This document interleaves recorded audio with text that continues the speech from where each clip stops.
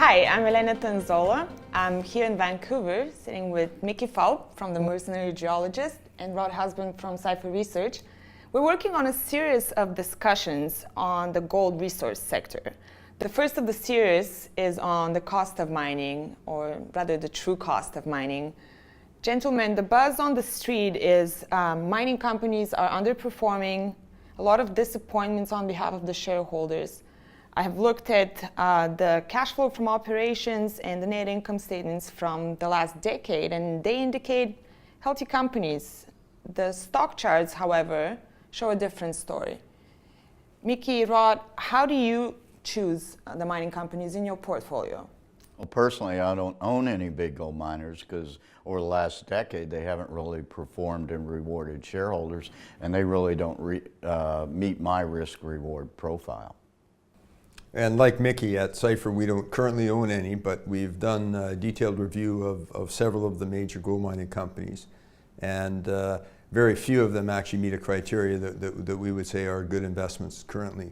We'll get into the details of that later on in this series and discuss that with Mickey and get his take on the companies that we consider might fit a criteria for an investment. And the main issues that we've identified in this research is costs and reporting of costs and treatment of costs on financial statements. And the main issue around these reporting of costs is that they are unregulated, non-GAAP, and as a result, very much somewhat arbitrary for management to decide which are costs and which are not costs. Okay, well, that sounds quite troubling. Cost is integral to making investment decisions. So what have investors had to rely on? Well, for the last decade or so, we relied on what's called cash costs. And there were so many problems with that for investors. In 2013, the World Gold Council came in and came up with a more standardized criteria called all-in sustaining costs.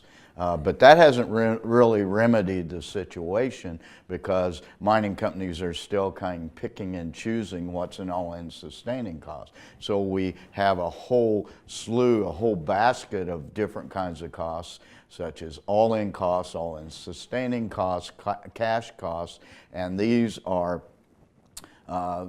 also, there are factors called byproducts or co-products. Very few gold mines are monometallic, i.e. they have production of silver, they have some production of copper. So that's a complicating factor too and adds to the confusion. It does sound quite overwhelming. So what kind of numbers are we seeing?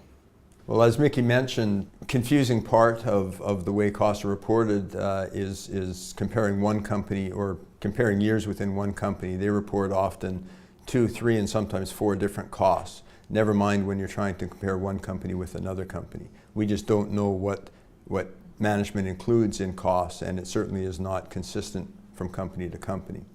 For instance, we've looked at the big 3 mining companies, Goldcorp, Newmont, and Barrick.